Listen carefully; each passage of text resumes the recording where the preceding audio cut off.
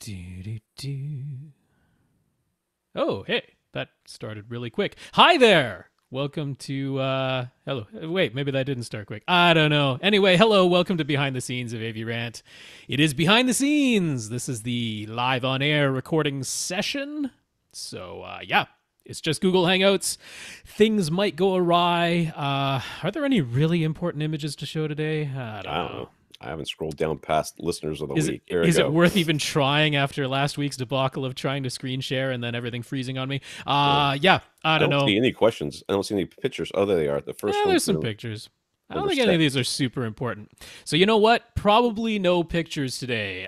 Yeah. And if you want to see pictures, they'll be in the completed video. That's how things go because you're watching Behind the Scenes. You said these questions were short. Look at this question. Well, one of them is super long, but a lot of them are quite short. Oh, okay. Or at least the answers are. No. Dear. Let me scroll back up. Okay, that's that thing. Okay, yeah. Yeah, we should be good to go, I think. People have been warned. Tom can start whenever he pleases. All right. Once again, this podcast will be sponsored by Nabisco. Yep. Nabisco Corporation, since that was the biggest coffee mug I could find. Nice. All right, here we go. Welcome to another edition of AV Rant. I'm Tom Andry, and I'm here with Rob H. This is AV Rant. It's your home theater and AV questions answered. And yes, got lots of questions. Got a bit of a backlog, so we'll try and make it through. It's not going to happen. I know. I did meet a listener this week. Ah, nice. Yes, Nathan came from. I guess he's from out. He came in town for work. Let me know he was here, and we met for a couple of beers. Cool. He purchased for me. It was very nice of him. And I looked at my watch. I told him I didn't have a lot of time because it's in the middle of the week, and I got kids and all sorts of stuff. And I looked at the watch, and I looked at the time, and I was like, "Oh, I got plenty of time." I looked at it like 2 minutes later. It felt like I was like, "Oh crap!" Nope. I just got up and ran out of there. Like, I gotta go. So thank you, Nathan, for the drinks and the conversation. I brought my Oppo PM2s with me. Yep. I'm gonna plug them into his phone and take a quick gander. I have not really taken a close look at those headphones. I've had them for years. Yeah. But they were starting to look a little rough. Okay. The pads and the top of the band there where your head touches. So I wonder what these look like. Those are holding up pretty well. Those are the PM3s that you're wearing on the podcast. Yeah, the PM3s. So anyways, that was fun. I also finished The Punisher last night. Oh, wow. Okay. Which is pretty good. I didn't think it was as good as Daredevil season 3, but it was pretty good. I enjoyed it. I liked it better than I liked season 1. Okay. I liked season 1 quite a lot of The Punisher. So. Yeah, I thought it was okay. There's a big lull in the middle of I got beat up real bad. This time he gets beat up real bad, and he's like Keanu Reeves and John Wick. Oh, okay. It just keeps going. You're like remember 3 episodes ago when your hand was broken? Yep. It's not broken anymore, I guess. It's been like a day. So I'm wearing a bulletproof suit, but getting run over by a car still doesn't hurt. Nope. John Wick 2. John Wick 2. John Wick 3, where he learns to fly, I guess. It is a good title for John Wick 3, or subtitle. Parabellum. That's fantastic. Yeah. All right. Thank our listeners of the week. Become a listener of the week. All you have to do is support the podcast in some way. One of the ways you can do that is going to www. Oh, do I do the other stuff? No. You didn't say how to get in touch with us. I guess we normally do that first. I was already dead. This is AV Rant, the podcast that answers your home theater and AV questions. To get your questions answered, all you have to do is ask by email us question@avrant.com. Yes. Go to www.avrant.com. You can leave a comment there. Facebook.com/AVRant podcast. YouTube.com/AVRant. Reach out to us directly. Rob at avrant.com. His Twitter's @FirstReflect. I'm Tom at avrant.com. My Twitter's @avrant_Tom. The question at AVRant. Question at avrant.com. That's the one to remember. That's our email. That's where to send your questions. Is question at avrant.com. Right. Thank you. All right, our listeners of the week. We've got Robert and Nathan. I believe this is the same Nathan that I had a beer with. So cool. Thank you, Nathan, again, for a listener of the week. They went to www.avrant.com, clicked on the Buy Us. I always say pie us, but buy us a cup of coffee link and went to a PayPal donation site where you can go through your credit card or you can use your PayPal account. So that's thank you, gentlemen, for that. Yeah, Robert, Nathan, thank you for those donations. I like pie, so pieing us would be just fine by me. Yeah. Nathan had some interesting suggestions. Remind me to talk about those. Okay. Because we were talking about the podcast and stuff. We also want to thank our 82, broke the 80 mark, 82 patrons over at patreon.com. It's a service where you can sign up to support your content creators monthly. So they take a monthly draw and they split it up as you determine. So it's a minimum of $1 a month per content creator. And we have 82 people over at Patreon now. So we would thank Brian and Steve, who let us know that they were one of our patrons. So that's right. Patrons. Yeah. Thank you so much over there at patreon.com/AVRant Podcast. If you'd like to sign up for an automatic monthly donation. And Brian and Steve, thank you for being 2 of our 82 patrons.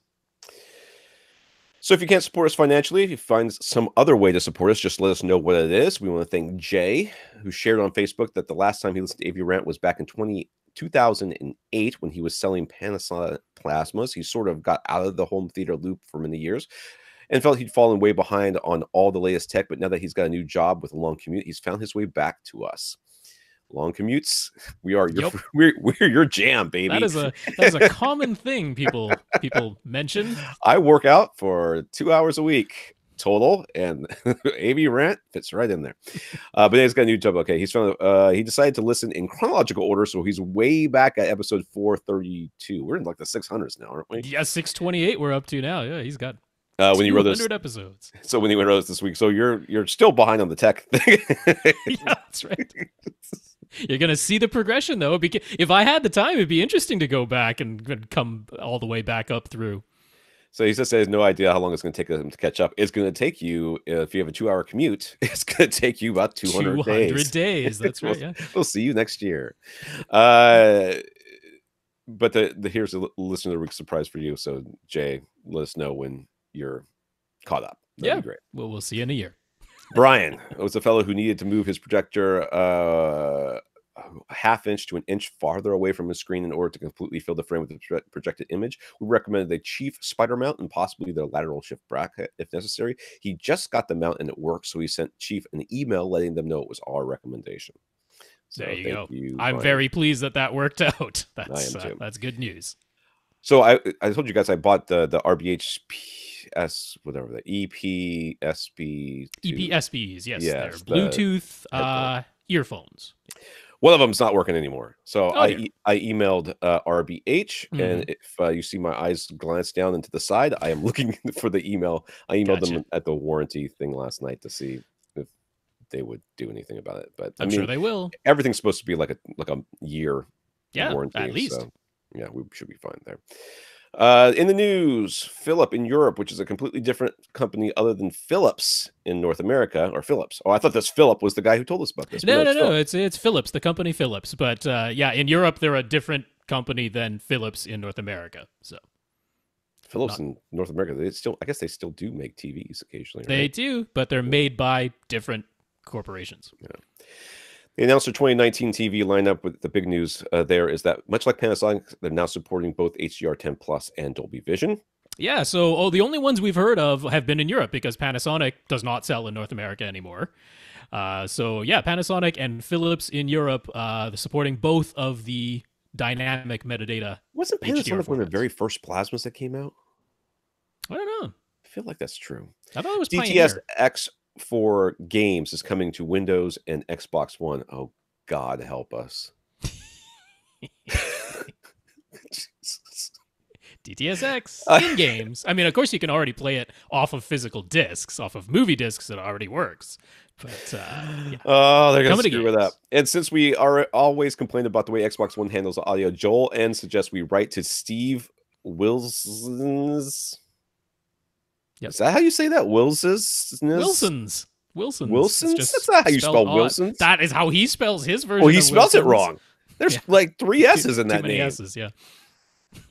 He's Microsoft's audio lead who made the announcement about the DTS-X support on Twitter. Dude, we got to at that dude. Yep. Surrounds are surrounds, not surround backs. This has been going on. Get it right. For a little too long now. Yes. We need like a hashtag. Surrounds are on sides. Hashtag get it right. When NVIDIA G-Link and AMD's G-Sync, what did I say? D-Sync? D-Link? Whatever. G-Sync and AMD's FreeSync variable refresh rate systems launched in 2013. They were incompatible. If you bought an NVIDIA G-Sync graphics card, you needed a G-Sync monitor, and an AMD graphics card needed a FreeSync monitor, and has remained that way until now. But there are more FreeSync monitors available, and any current TVs that support variable refresh rate use FreeSync. So magically, although nothing more than the firmware, update now, NVIDIA's 10 and 20 series G-Sync graphics cards are able to work with FreeSync monitors. So, yay. Maybe they weren't that incompatible after all, it turns out. Very similar ideas. Although it is mentioned that presently it only works using the DisplayPort connection, so it still won't work for televisions that only have HDMI inputs and not DisplayPort ports, but I'll bet they get that working at some point, because it seems as though FreeSync has kind of won the battle. So Carl heard a mention of Canopy.com, the free streaming service that works with your library card. He's a fan and says that they offer quite a lot of content that isn't available anywhere else, let alone for free. And since Tom mentioned that he wasn't able to easily sign up since he only found a college library close to him that is working with Canopy, Carl's just looking into whether your state offers a library share program. He's in Texas, and they offer the text share card that you get from your local library, which then gives you access to over 500 libraries across the state without needing an individual card for each one. I actually talked to my friend who works at that college, and she is under the impression that there's not much content on there and none of it's any good. So I said that didn't seem.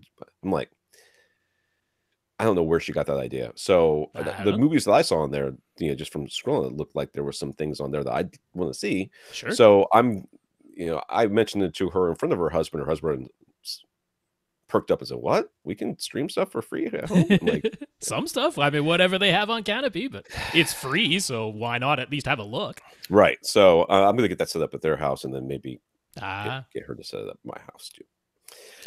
So the couple of things that Nathan and I talked about during the drink beer thing was two things. He said, "I wonder if there's some way we can get some sort of fundraiser for you guys to save up money to get plane tickets to go so one of you can go see the other one so you can actually do a podcast live in person." I'm like, seems over the top, but I mean, I'm like, I've never met him. And one thing about Nathan that was nice is that he wasn't overly tall, like Austin. Towers above everybody. Yep. Way up there. So he was a normal height. It was very nice. But the other suggestion he had, which I thought was actually pretty good, was that and I just forgot it. What was it? I don't know. I wasn't there. I know. Sorry. That we talked to Dave Fabricant or maybe somebody like that and see if they are interested in having an on location podcast, where we do like a show would basically record everything and do interviews with them and stuff like that. I'm like, oh, maybe. Anyway, so that's that. It's out there in the ether. There you go. If anybody knows Dave Fabricant, ask him if he wants to spend money on 2 plane tickets so we can talk to him in person, because we can't pay for it. It's all the way in California, so that's travel for everyone. Well, yeah, but it's closer for you than this for me. It is. Nathan. But then again, you have to go through customs and the ICE agents will probably take you into quarantine or whatever. I don't know if this is the same Nathan or not. Could be. So when the very first 4K resolution TV came out on the market, we didn't have HDMI 2.0 yet, but HDMI 1.4 was still technically capable of carrying 4K resolution signals. The bigger hurdle ended up being HDCP 2.2 copy protection. So some early adopters wound up with 4K resolution displays that had enough bandwidth to accept a 4K signal, but any 4K sources would refuse to send anything higher than 1080p because of HDCP. Now, to go along with 8K, there's HDCP 2.3. Yay! There was talk about HDMI 2.1 at CES. LG even confirmed that all of their high-end 4K and 8K TVs would have full 48 gigabits per second bandwidth HDMI 2.1 ports. But what about the HDCP side of things? Well, history repeats itself with early adopters once again having the necessary display resolution and HDMI bandwidth, but they end up being foiled by HDCP 2.3. All right, so let's there's so many acronyms in this. Let's just break this down. Okay, so basically, And the answer to the question is yes. Early adopters always get screwed. That's the answer to the question. But what happened was we got 4K displays that could put a 4K image up. And I mean, which is Infinite Gary has his Runco was like that, right? It could do an expanded color palette. Oh yeah, well, it could do wider color. I mean, I actually have a great example, which was Sony's X900A TV, which had 4K resolution, but it did not have HDCP 2.2. Right. So you can connect an Ultra HD Blu-ray player to it, and the Ultra HD Blu-ray player will say, "Well, I don't care that you have 4K pixel count. You don't have the HDCP 2.2, so I'm only going to send you a 1080p resolution signal." Yeah. And the HDCP is basically copy protection. That's what the right. CP is. It's a handshake issue, basically, which says, hey, are you a registered licensed connection, device, source, or display? And if you don't have the copy protection handshake, then you get kicked down to the whatever handshake you do have. So right. HDMI 1.4, it was HDCP 2.0 or something like that, or 1. I can't remember how the numbers didn't always line up with each other. So, but yeah, whatever the lower number was. Yeah. So now we're going to get 8K displays, and they're going to come out with being able to put up an 8K picture, and if you can send it over a normal HDMI cable that is, with a normal connection as that is right now, that we have right now, or that is coming out very soon, there's no guarantee that they're going to firmware update that bad boy to have the HDCP copy protection on it. And in fact, historically, they have not. So in the case of LG, they actually put out a press release back in September of 2018 saying they had selected a particular chip manufacturer, right? Synopsys, spelled oddly, but anyway, that's the chip manufacturer, and they were saying they have an HDMI 2.1 full 48 gigabits per second bandwidth solution that already includes HDCP 2.3. And they furthermore say that those chips are backwards compatible with HDCP 2.2, so if anything upstream of the television is still on HDCP 2.2, it's not as though that isn't going to work because it'll only accept HDCP 2.3 or something like that. Right. So as far as LG goes, I mean, they already made that announcement, so they should be okay. But everybody else, I mean, the thing is, Samsung has basically said for their 8K displays, what you would buy right this second with like their Q900R, it doesn't have HDMI 2.1 and therefore probably doesn't have HDCP 2.3 either. But all of their inputs go through their One Connect box, which can be replaced separate from the panel. And they've actually said, if you contact them once their HDMI 2.1 solution is available, they'll swap out your One Connect box for free. Yeah. So that's their way of tackling it. I don't know what Sony's going to do. I don't know what all the others are going to do. I'm dead honest with you, dude. I don't believe any of these people. I don't. I mean, I will believe it when I see it. Waiting an extra year on your 8K display, I would advise anyway. Yes. Yeah. Yes, 100%. Yeah, I would. I'm just now getting to the point where I'm recommending people buy 4K at all, much less 8K. Yeah. So I mean, think about just the OLEDs. We've had some issues with color, some banding or whatever that thing is that you guys were complaining about, and LED backlit displays are finally getting to the point where we're getting lots of local zones of dimming. I have such a hard time. And then all it takes is for one manufacturer to say, it's not worth it. I know we said we were going to do it, but it's not technologically feasible, which is code for, we could totally do it if we want to, but we don't want to. And it depends on what chip supplier they select and what they provide. Yeah. He also asked, what about AV receivers? Again, there were early AV receivers that claimed to be able to pass through 4K resolution. They didn't claim they could. Mm-hmm. But then the early adopters had to contend with the full 18 gigabits per second HDMI 2.0 and HDCP 2.2 and the whole Dolby Vision pass-through debacle. Mm-hmm. We predict similar troubles from the first wave of HDMI 2.1 AV receivers. Yep, I do predict that it's going to happen. I mean, it won't be every model, right? It won't be every one. It won't be every manufacturer, and within a manufacturer, some will be better than others, or some will have the Yeah, problems and some some will won't. come out a bit sooner, but Yeah. maybe because they came out sooner, there's going to be a feature that they don't include that someone Right. who waited a little while did. It's not always that way, though. Sometimes the first to market is the one that has everything. But yeah, I Yeah, mean, it for used to be example, Onkyo used to do that all the time. yeah, like Denon, their X8500H, which presently, if you buy it right now, is HDMI 2.0 and HDCP 2.2. But they've said they designed it so that the HDMI board inside could be replaced, so that when HDMI 2.1 and HDCP 2.3 are ready to go, they'll be able to replace that board and you won't have to buy an entirely new flagship receiver.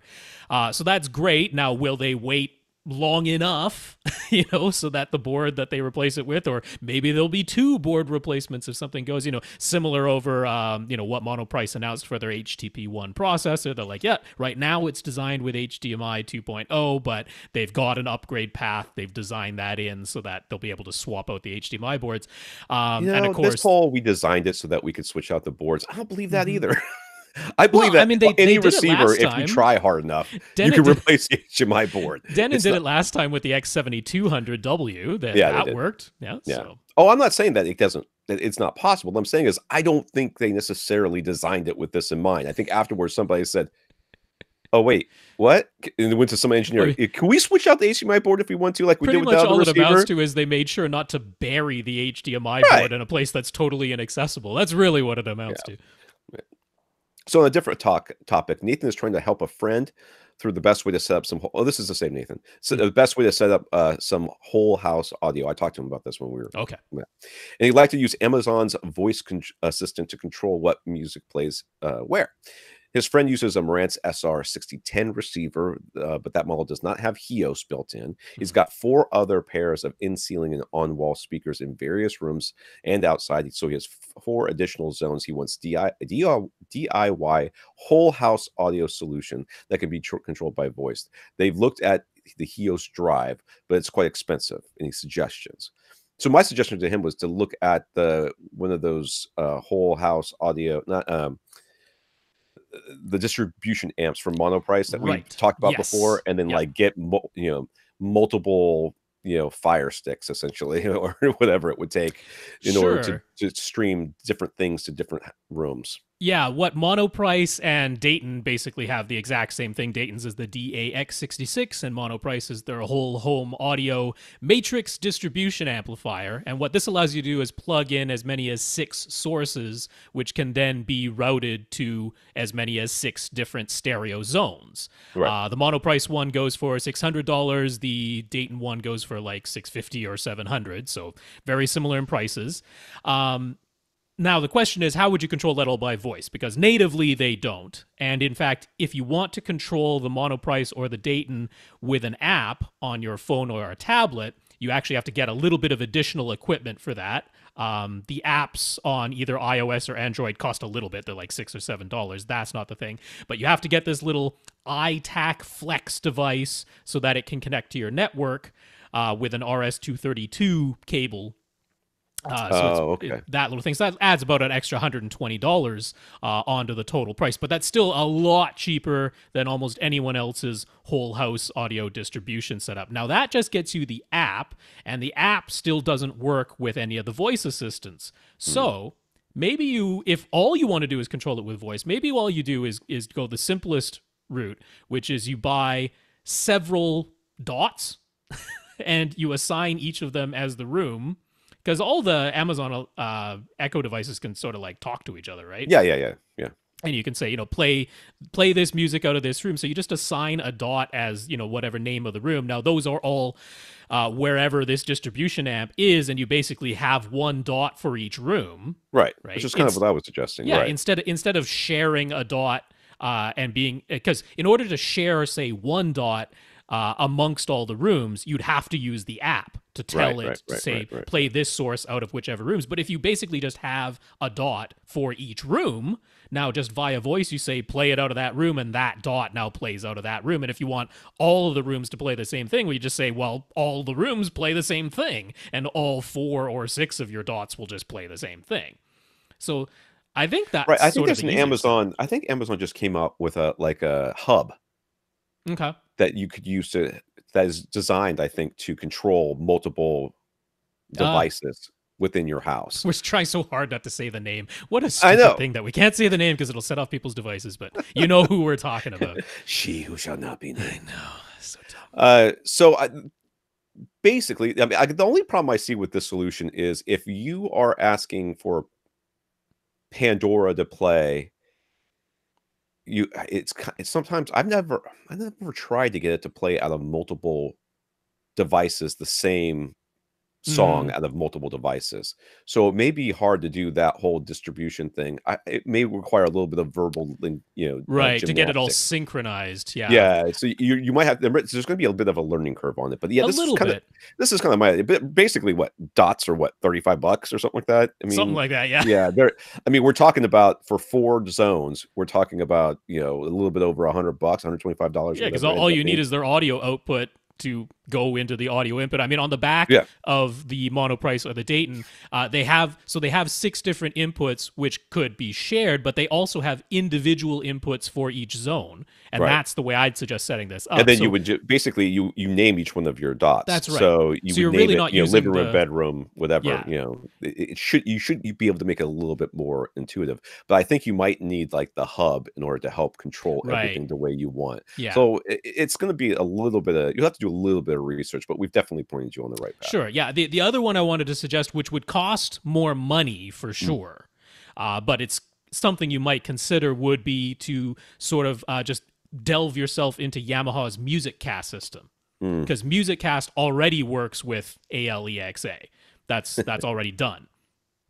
So you could go that way as well. Again, they have like preamplifier units, which you could have one or more of those plugged into a distribution amplifier. That's still another way. Or they just have MusicCast separate little wireless amplifiers that could power the speakers on their own.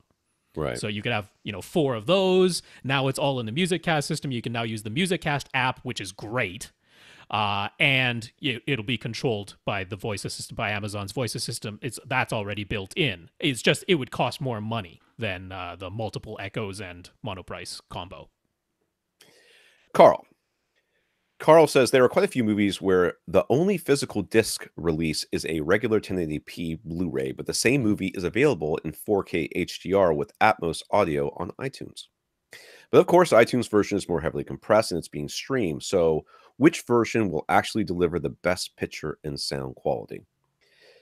Well, okay, let's pretend that you have like a T1 connection, so bitrate is not an issue.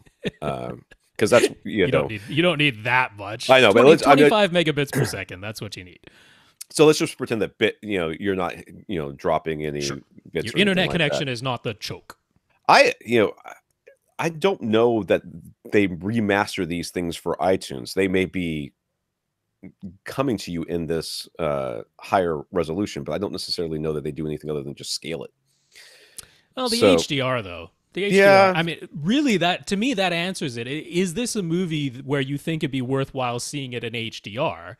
Because, like, honestly, in pure picture quality in terms of sharpness and the colors being right and not having any banding and not having any artifacts, the 1080p Blu-ray actually wins, in my opinion. Mm-hmm. And that is just because it's the iTunes version is more heavily compressed. You might see some compression artifacts here or there. You might see some color banding here or there because of the data compression. But obviously on the 1080p Blu-ray, you're not getting HDR. So that more or less answers it for me. And I mean, the other one is if the iTunes version has Atmos audio and the Blu-ray doesn't, which there's no reason the Blu-ray couldn't contain it on a technical level, but sometimes they just choose not to put the Atmos audio on there. Now, the iTunes version is Dolby Digital plus Atmos, so it is data compressed, it is lossy, but if the 1080p Blu-ray doesn't have Atmos, then it doesn't have Atmos, right? So it's kind of like, do you want to see it in HDR? Do you want to hear it in Atmos? If Atmos isn't available on the 1080p Blu-ray, then that answers that. And obviously HDR isn't, so that kind of answers that. Now, but all else, I don't have 4K Blu-ray. or HDR, so I am probably coming from a place of bias in that I don't have it. But my default is I'll prefer the disc over streaming every time. Okay. Yeah. I hear what quite you're saying every time. Yeah. Yeah, I hear what you're saying, but if I've actually started like a movie on streaming because I was like, oh, I haven't seen this movie in a while, and Mhm. I started it on Netflix and went, oh, I own this movie. Stop the movie, go get the disc, plug the Right. disc. I mean, some movies it doesn't really matter that much, but most of them I would prefer to watch the disc. I hear Yeah. what you're saying, and you're Mhm. right. There's the HDR and the first of all, I would never stream something just because it had Atmos. Really? Just You just no. upmix the I'd 5.1 or the upmix the 5 7.1? the 5 point or 7.1, yeah, I can never kind of stream it. I can kind of agree with that too. The HDR is more compelling, Yeah. but even then, I would rather have not HDR with no visual RFX Mhm. than HDR with visual RFX, but it's a personal preference thing. Yeah. Joseph, what's our opinion of the Ascend Acoustics Sierra Luna speakers? There's lots of talk and praise for the Sierra 2s, but hardly anything about the Lunas. If he's got a pair of subs, there's no need for the deeper bass extension offered by the Sierra 2s, correct? Probably. These are like the bitty bookshelves, right? That have the raw ribbon and all that. Yeah, I mean they basically the idea was to take the Sierra 2 and shrink it down so that it could be wall mountable. Right. That's more or less what the Luna, that was the idea behind the Luna, was to make a satellite speaker sized version of the Sierra 2. Now that necessitated using a smaller woofer than what the Right. Sierra 2 uses, which means it doesn't play quite as low and it doesn't play quite as loud.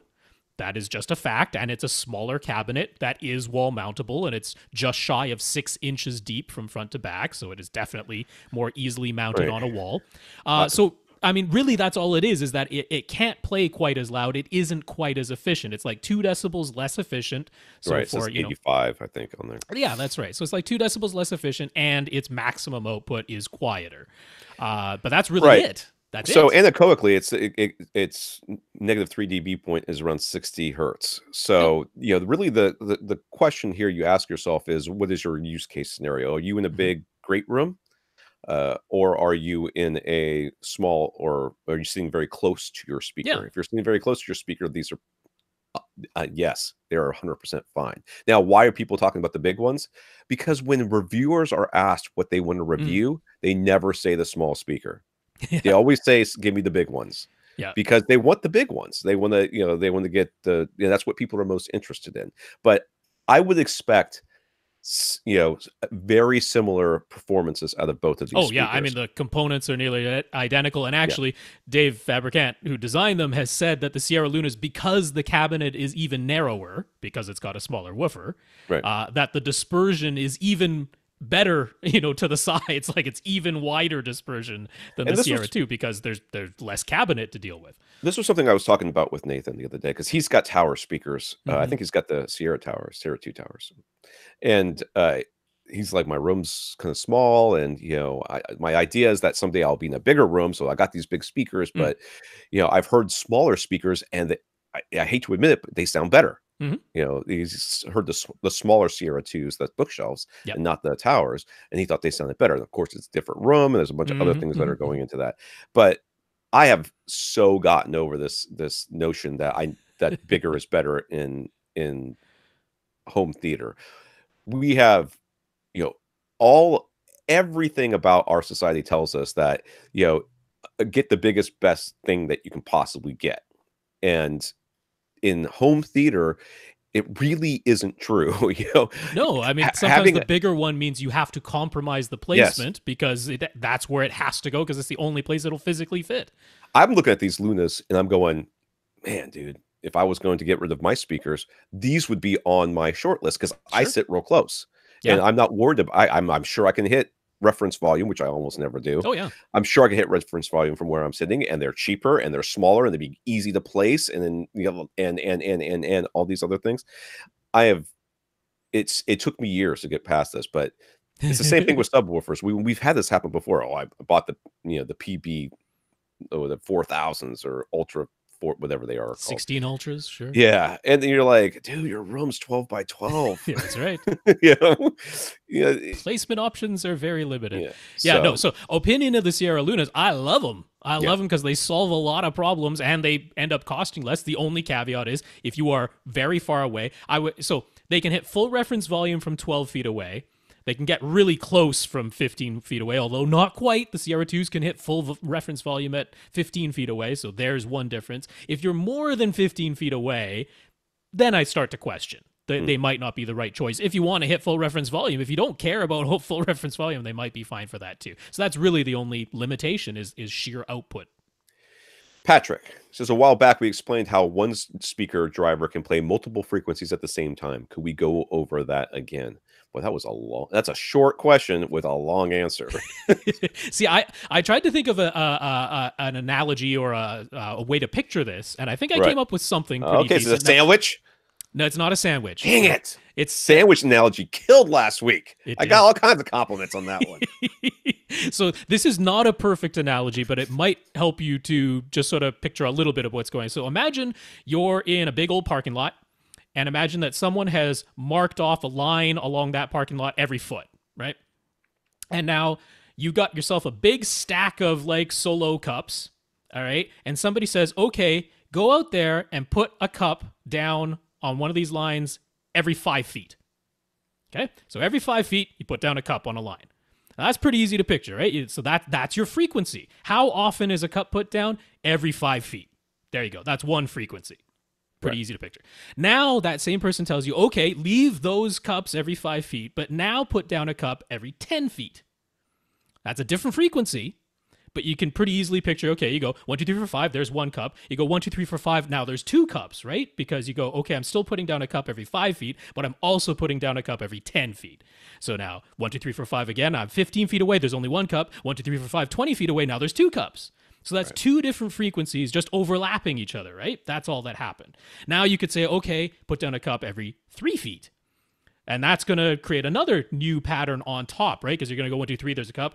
Another 2 at 5, there's a cup. And then you're going to go another 1, there's another cup because you just, every 3 feet there's a cup. But then once you get out to 15, you're going to have 3 cups because that's 5, 10, and 3, right? And so you're going to start forming this more complex pattern. It's not just 1 cup every 5 or 1 cup every 10 because they overlap each other. There's going to be all the moments where those numbers match up and they overlap each other and you're going to end up with multiple cups on top of each other. So waves work this same way. You can add a frequency to an existing frequency. You can take away a frequency from one that was already a more complex wave where things were already overlapped. And it doesn't matter. All those individual frequencies are still individual frequencies unto themselves, but they can all overlap and share the same space. Right. And when they do, they just create a more complex pattern.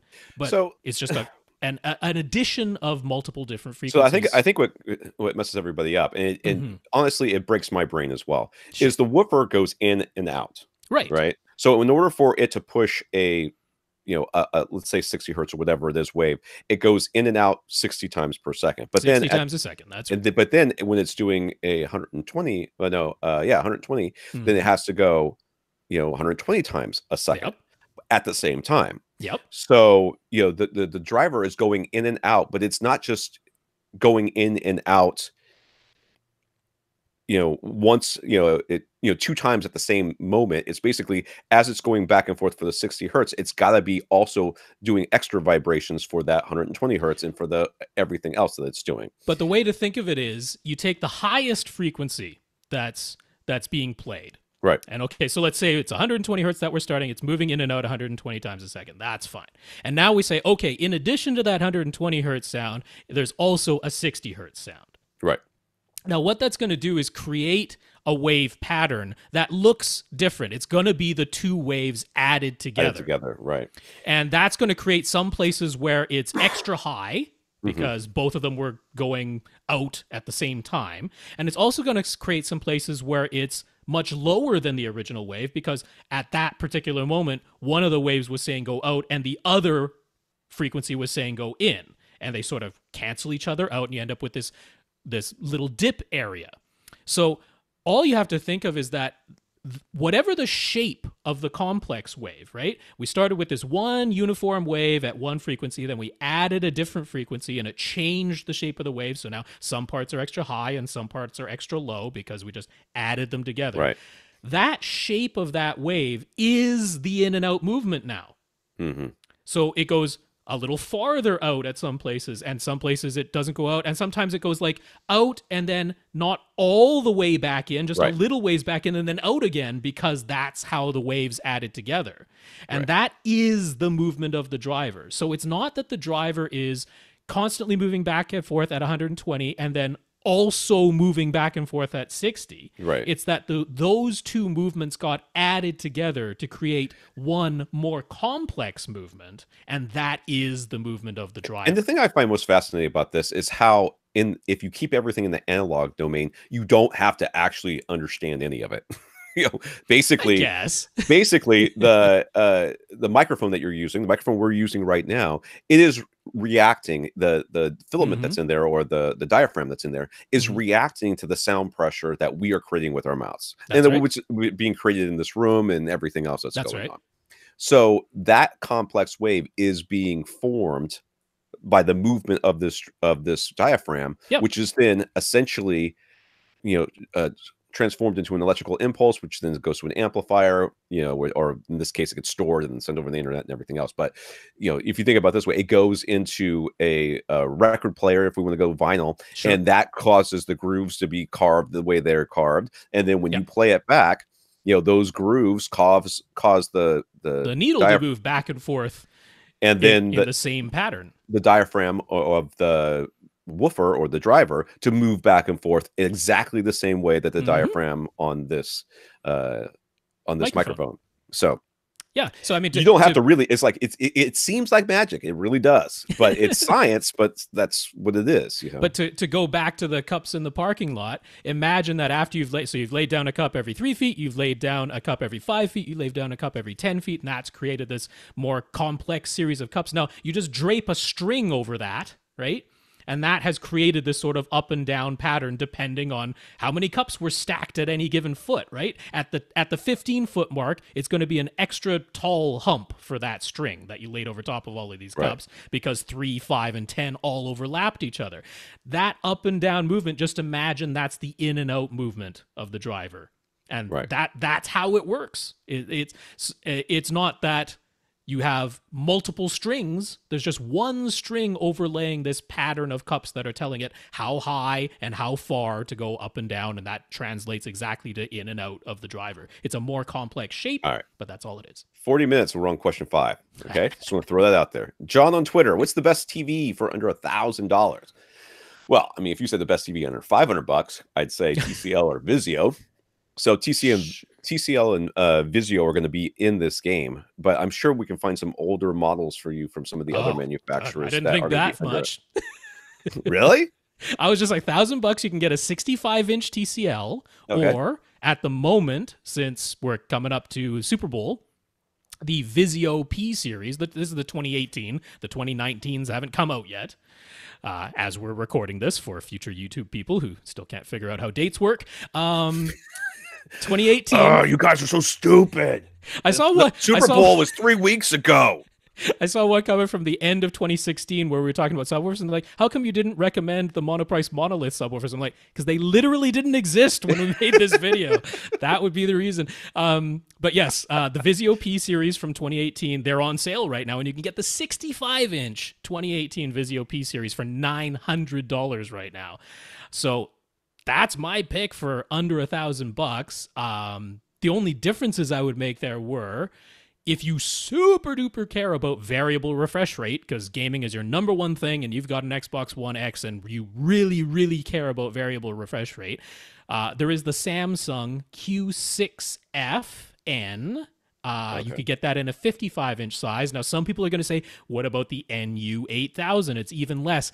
I like the Q6FN a whole lot more because the LCD panel itself has much higher contrast than the NU8000, and that makes a huge difference. So it's worth it to me, but you'd have to go down to the 55-inch size to get that one.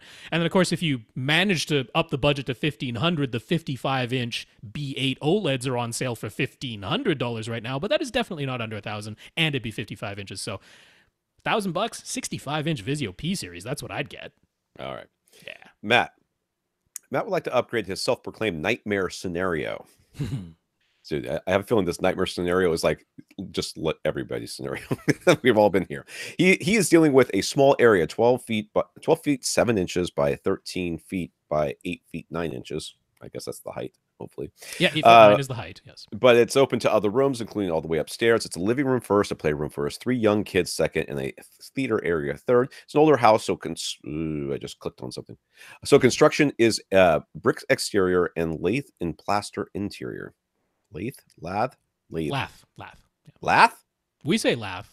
I don't know if everybody says lath, but that's what we say up here. Lath and plaster. Anyways, it's got boards and plaster. He's got no spare floor space whatsoever. His seats are pushed right against the back wall, and they aren't moving. There's a fireplace to the right, French doors to the left, and a large permanent opening in front. He set up his Paradigm Studio 40 V2 speakers at either side of the large opening, and a retractable projection screen comes down in front of the opening when it's movie time. He covers the windows behind the seats with a blackout curtain, and even though there's some ambient light from the room behind the screen, it works at the moment. He moves the center speaker into position on a small stand when the screen is down, then moves it out of the way otherwise. So it's a 3.0 setup at the moment, and really like to expand to surround. Okay, it's a nice, it's hardwood floors. His area, he's got a window behind his head too. We didn't mention that.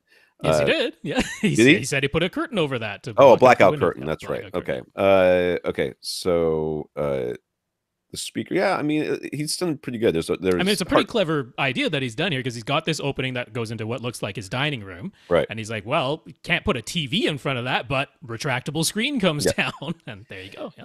And he's got the projector on the mount hanging from the ceiling behind him, and he's got space on either side of his couch. It looks like, but I can't see. Is there a chair to the right side of that couch? So there is a chair to what would be the right side of the couch, and that's very close to the fireplace that's over there on the right. Yeah, and there's some sort of end table on the left. And then there's a table. It's actually his equipment stand. He's got a record player on top of it, and he's got his AV receiver and his source in this little stand that's to the left of his couch.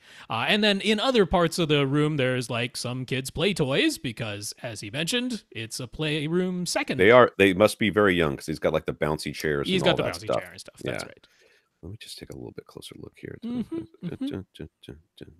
Yep. So I mean, I think you've done quite well with the available space, and everything that he mentioned makes sense. It's like, yeah, probably not going to be moving around seating or where things go largely, and where would you put a gigantic, 18-inch subwoofer in here? Right.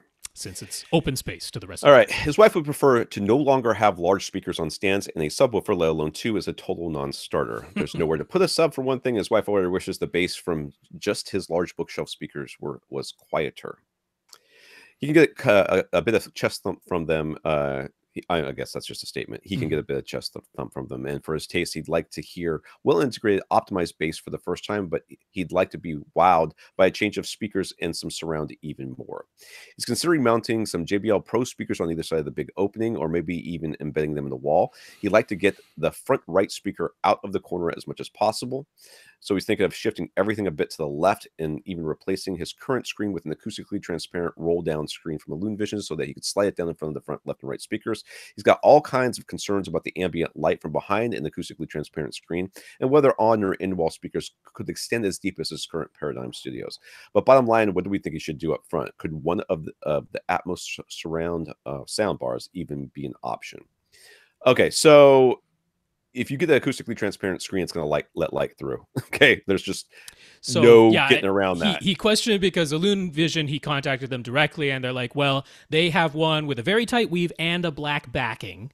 And according to them, exceedingly little, or they say no light is going to get through. And it's like, how did sound come through if no light's coming through? Yeah, what's the smaller thing? I mean, come on. Right. Yes. Give me a break. Light is going to come through. I mean, it can be minimal. It can be not a lot.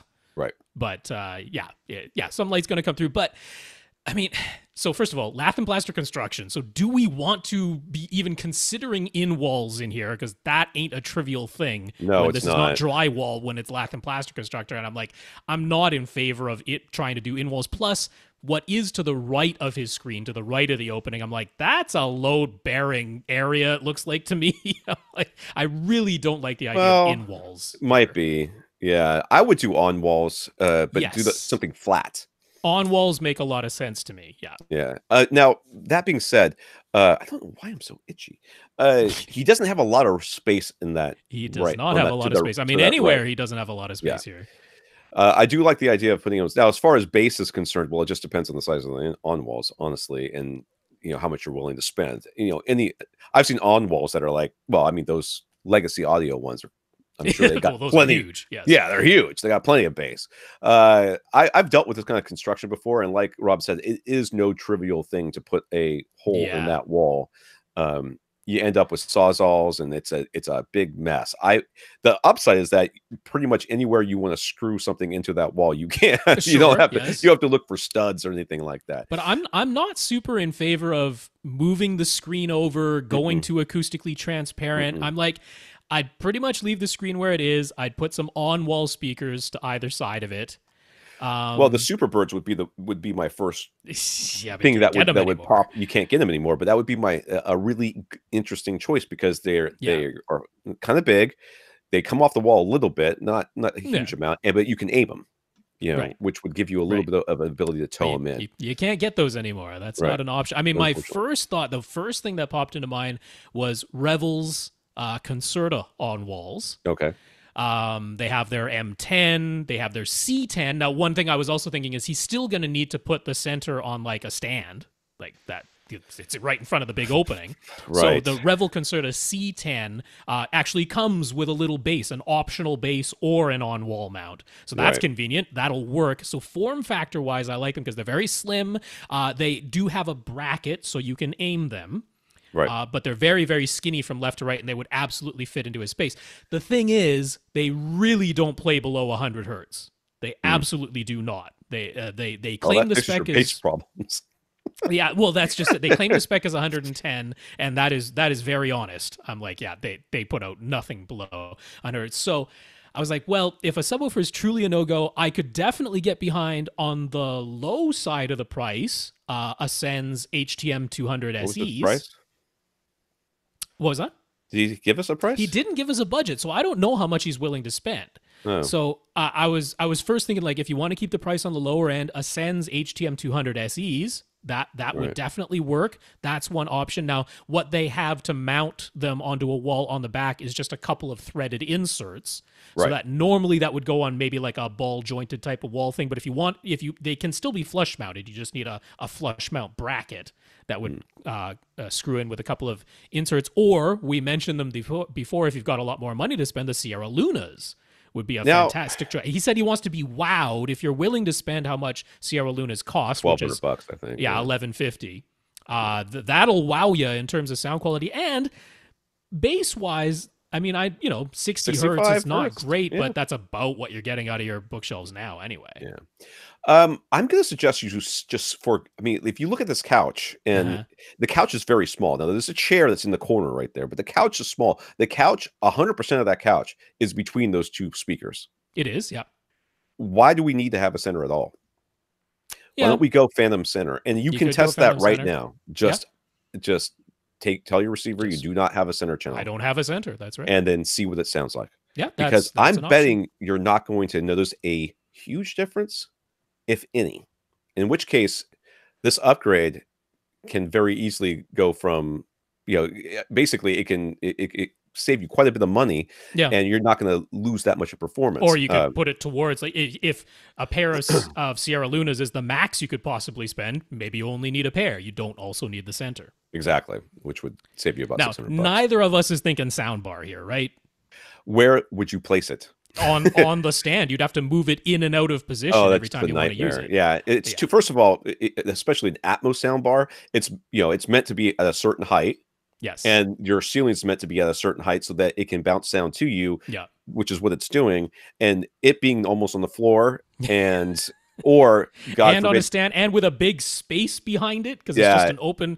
Neither of us is thinking soundbar here. Soundbar is not a really pair of nice on-wall speakers, and I mean, honestly, I'd go Ascend here because either way, if you can't have a subwoofer, as much as I like the form factor of those Revels, it's not quite right. RBH's Ultra Ones, as well as flat and awesome as the form factor is, really do not play below 100 hertz.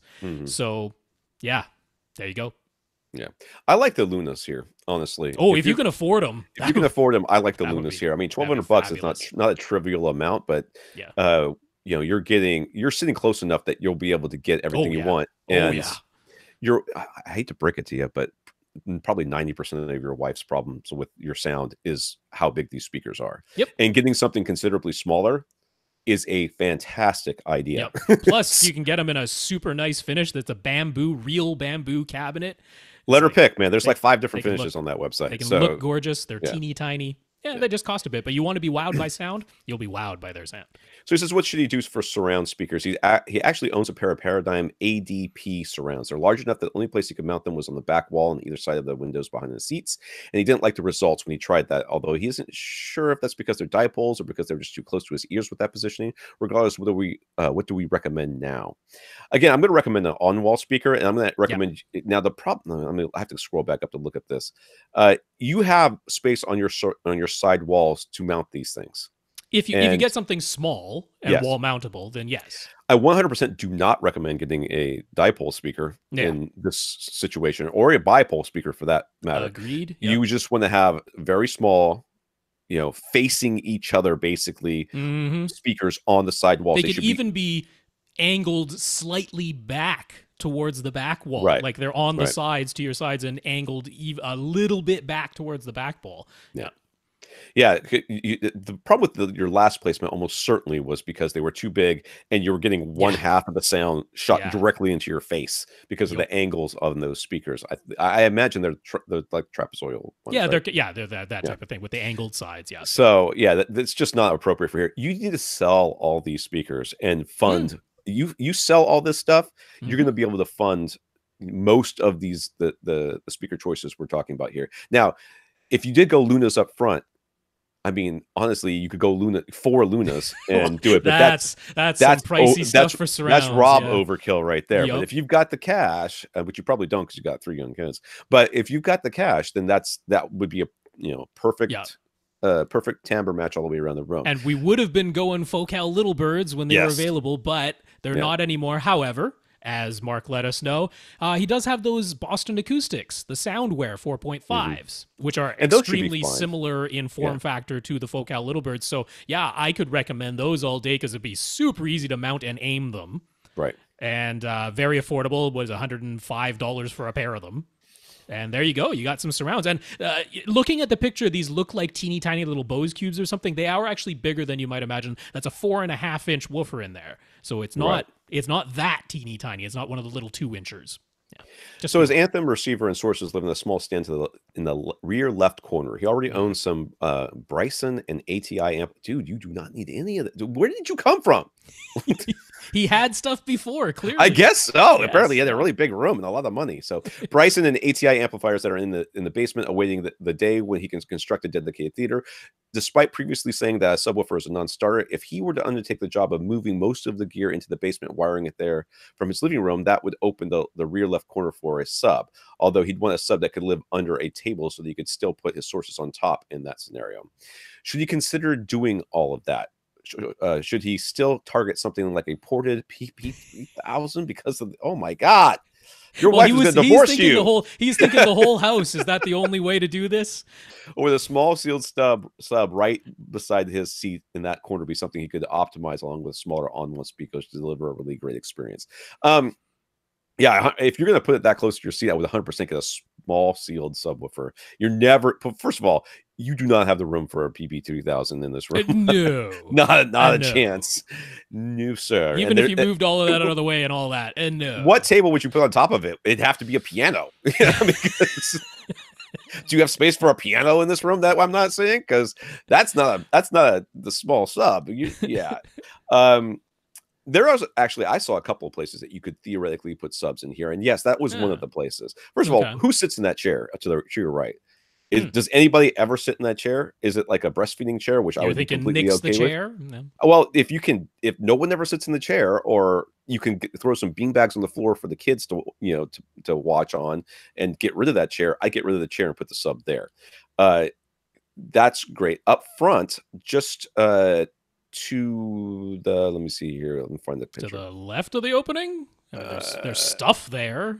Stuff there, anyways. That little what is it, stove toy thing next to the bookshelf.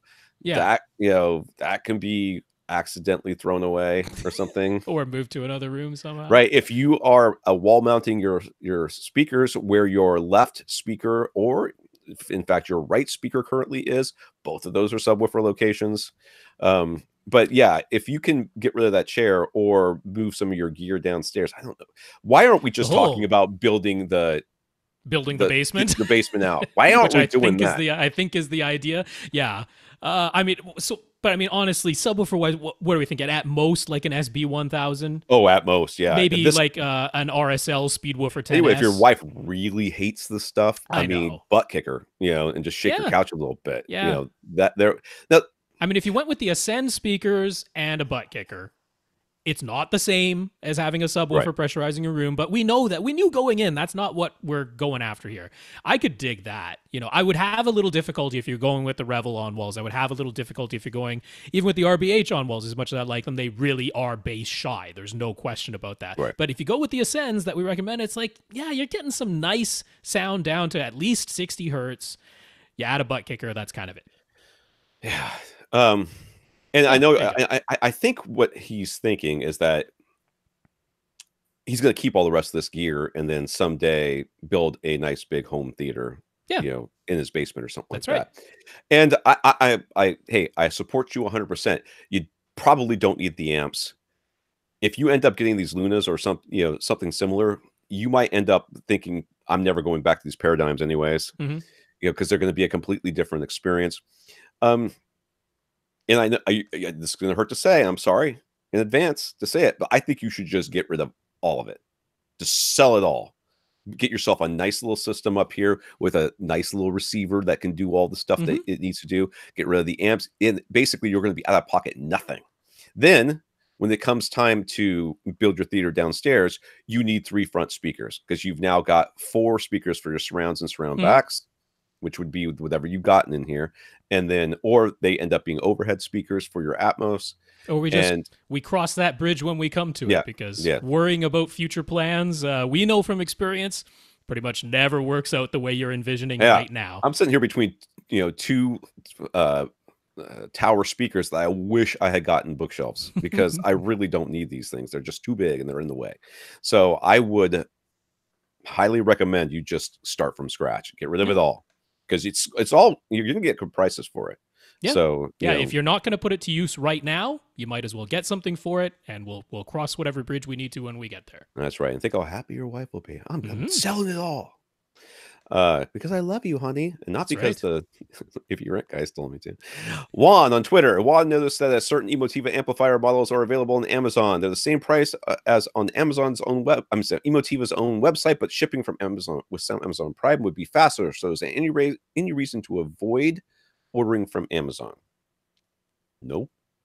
None whatsoever. They are officially a dealer. Emotiva even put it in their FAQ that they're like, where can you buy Emotiva products? They're like, we have some retail dealers in some locations.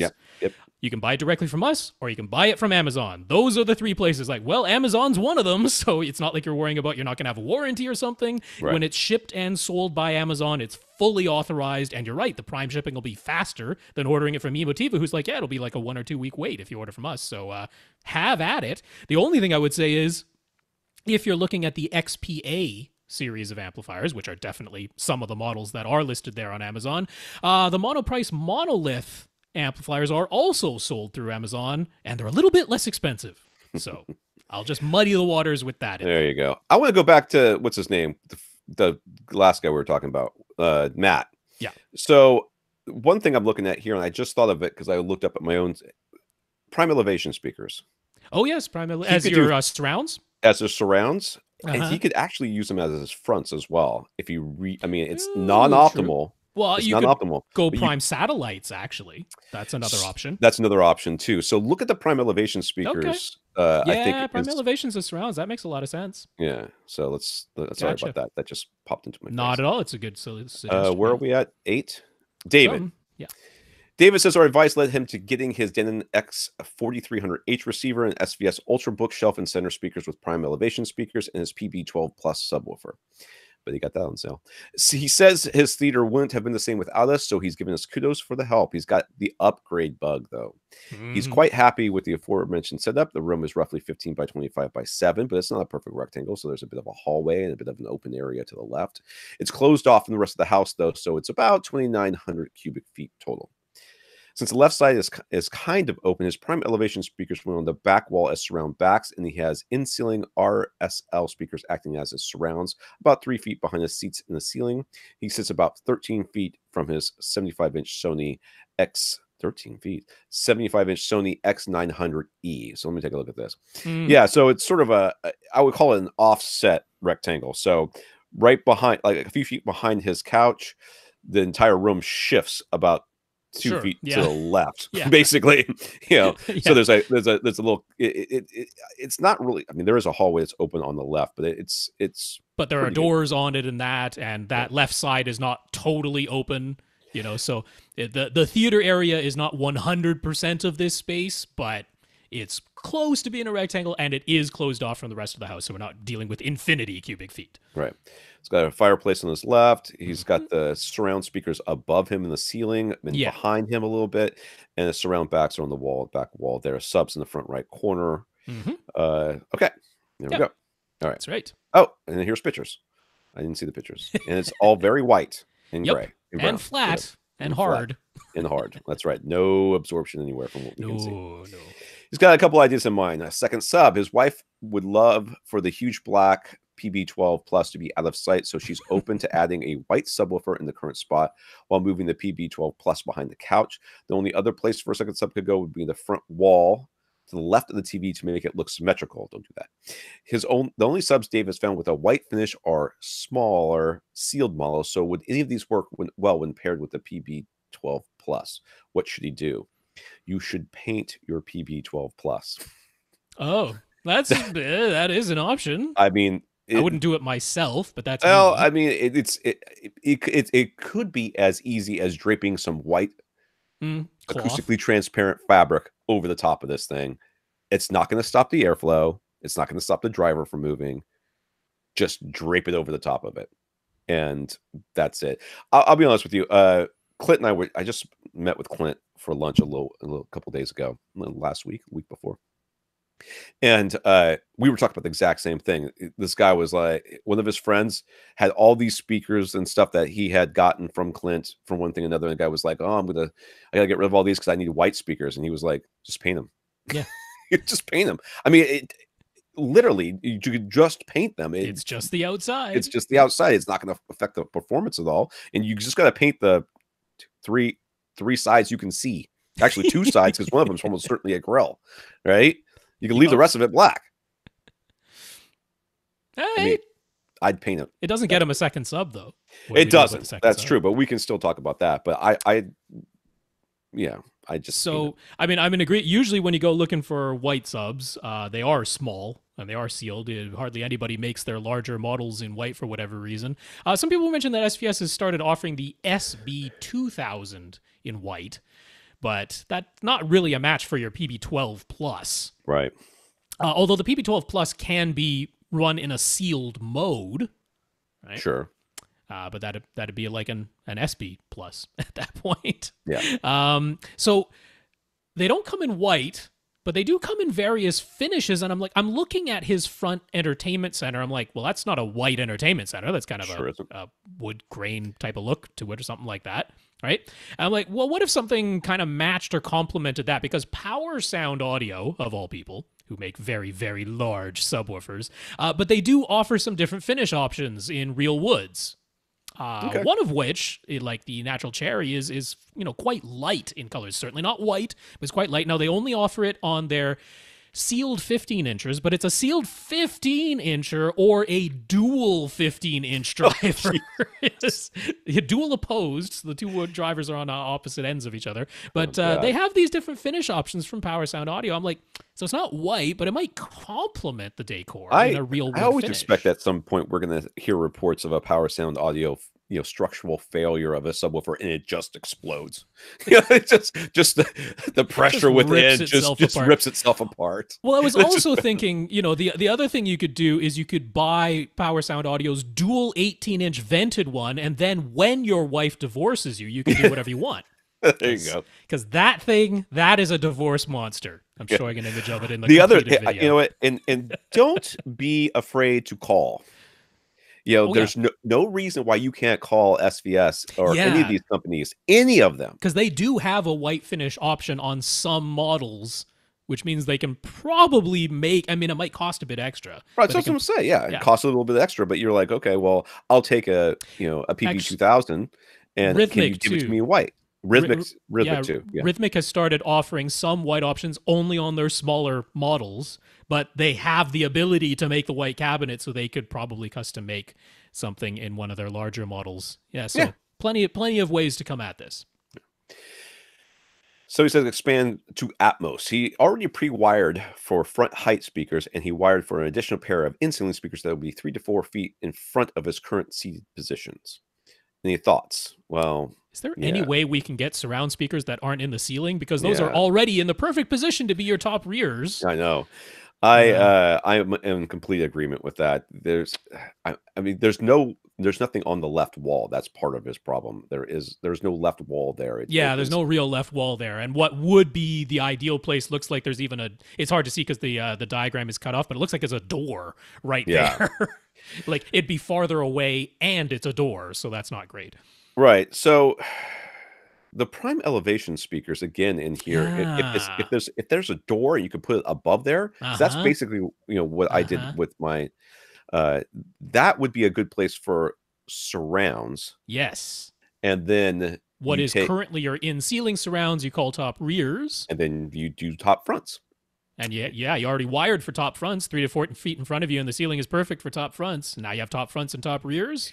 Didn't this guy already say he had prime elevation speakers? Where are these prime elevation They're on the back. We don't have a picture of the back the back them, wall. So they're on the back wall. They're his surround backs. Yeah. So yeah.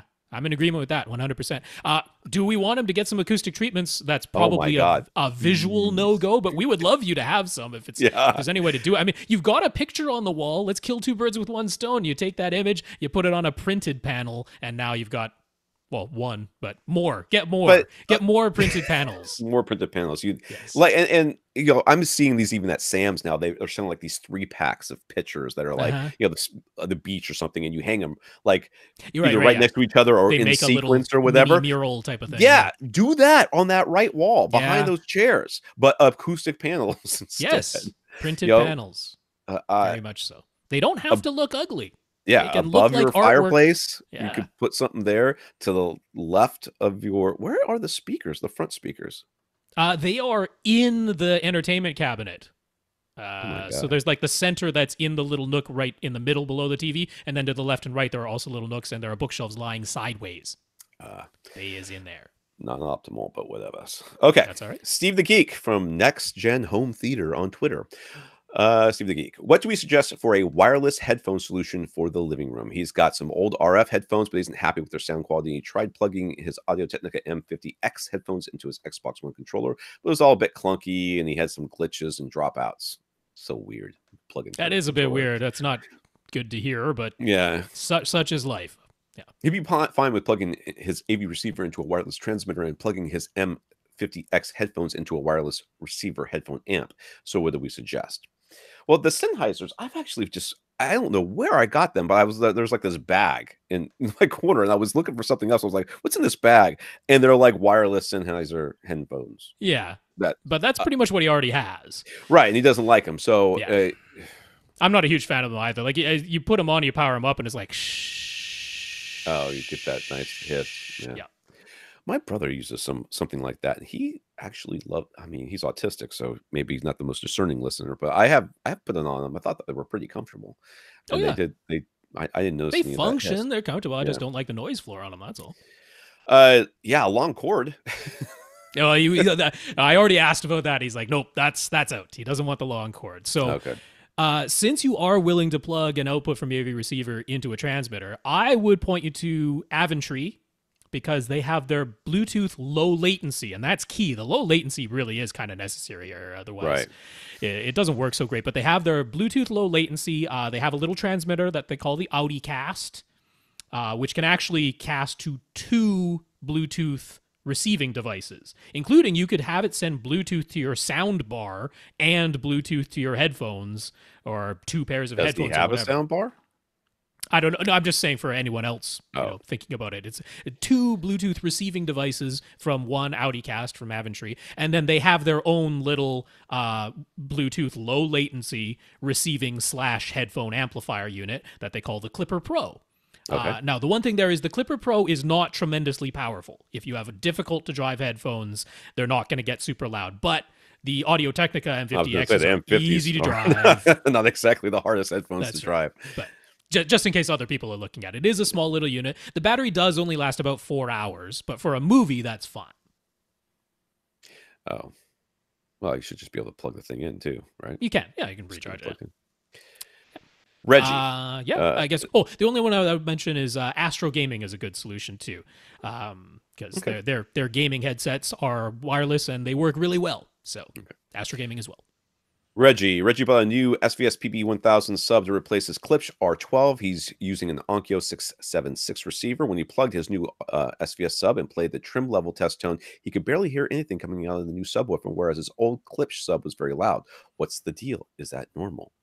I plugged this new and played the trim level test. What's the volume control on the back set to? I mean, and what's the volume control on the AV receiver set to? Because the trim level, it shouldn't, but it does change with the volume dial on the AV receiver as well. So did you just have your AV receiver turned down when you played the test tone? Because that'd do this, unfortunately. You want to make sure the volume dial on your Onkyo is turned up so that the volume is at 0 dB, as long as you're looking at the relative volume scale, where most of the numbers are negative numbers, and then at the top of the scale is 0 dB. You want it there before you run the test tone, and of course you want to make sure the volume dial on the back of the SVS subwoofer is, normally they tell you turn it up about halfway to start. Sometimes that's very loud.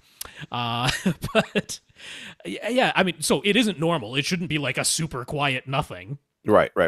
But as long as the volume dial's on both, I will also say make sure that they're on the back of the SVS sub, there is a crossover knob. Make sure that is turned all the way as far clockwise as it can possibly go.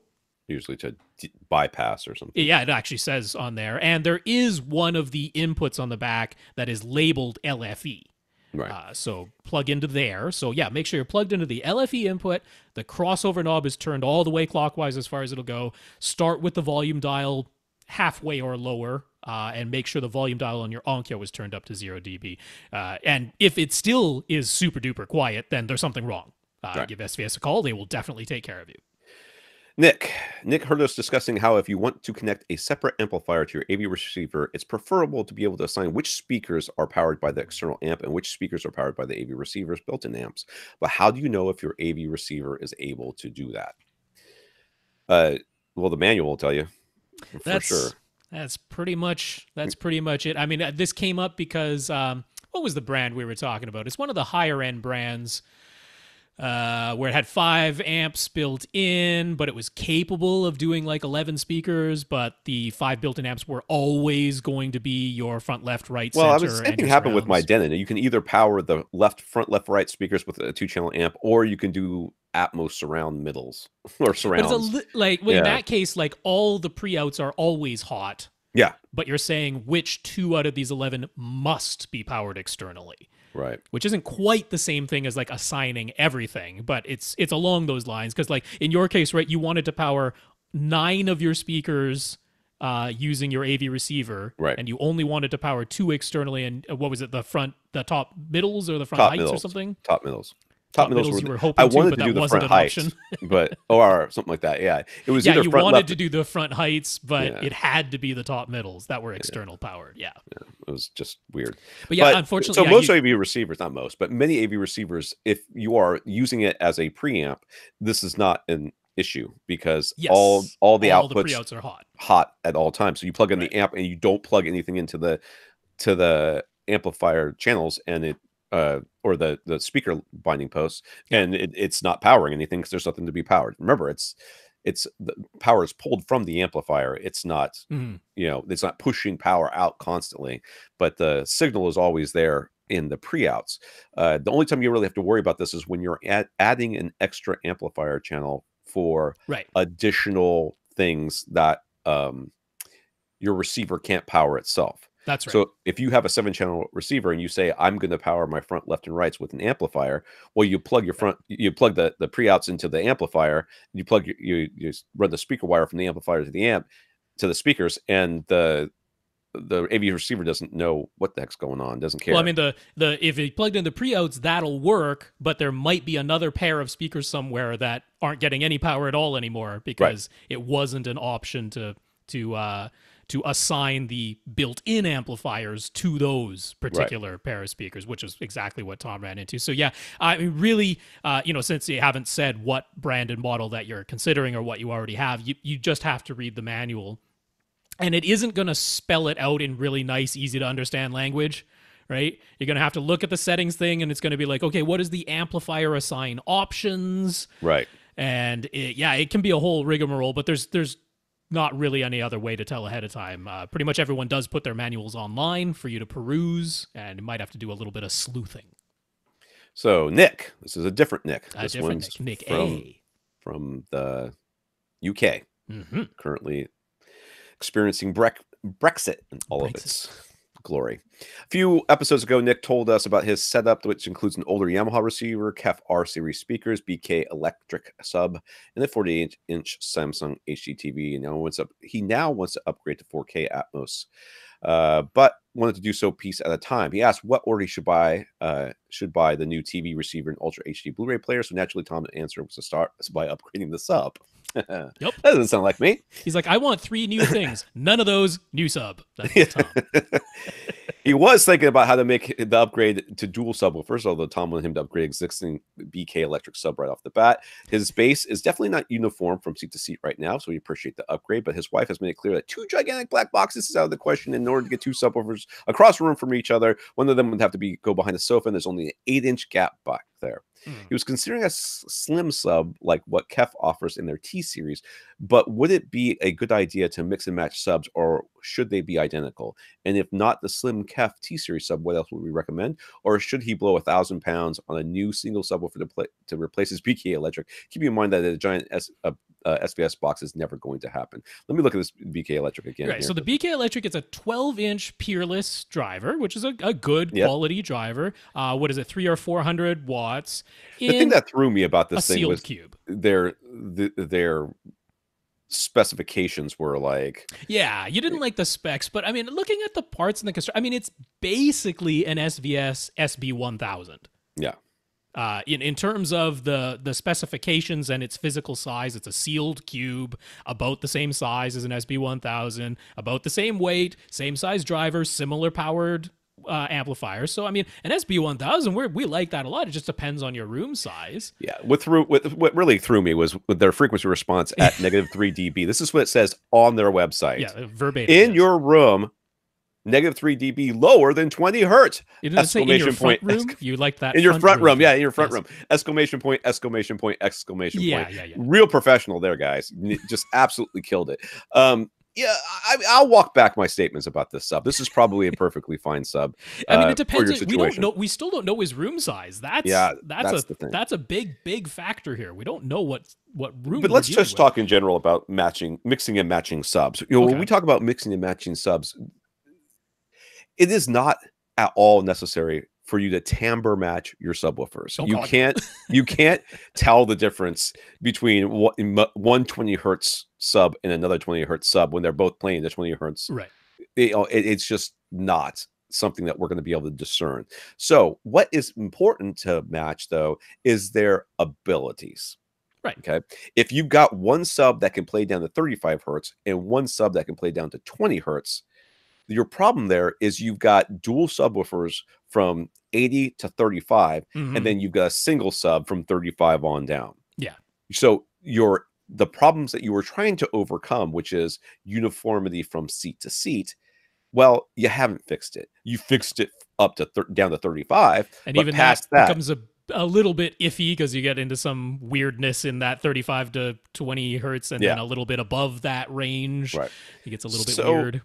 So what you're really looking to do here is to get another sub with similar capabilities. They don't have to literally be identical. No. That's not necessary. So, I mean, I don't know what your sub can do because I don't know how many exclamation points it takes to get you all the way down to negative 20 or to 20 hertz. So, I mean, but like, I would be a little surprised if you got, say, an SB1000 and they were worlds apart. No, I would be. I would be surprised as well. Yeah, that would seem odd to me because they're quite similar in design and specification, not identical, but so. Right.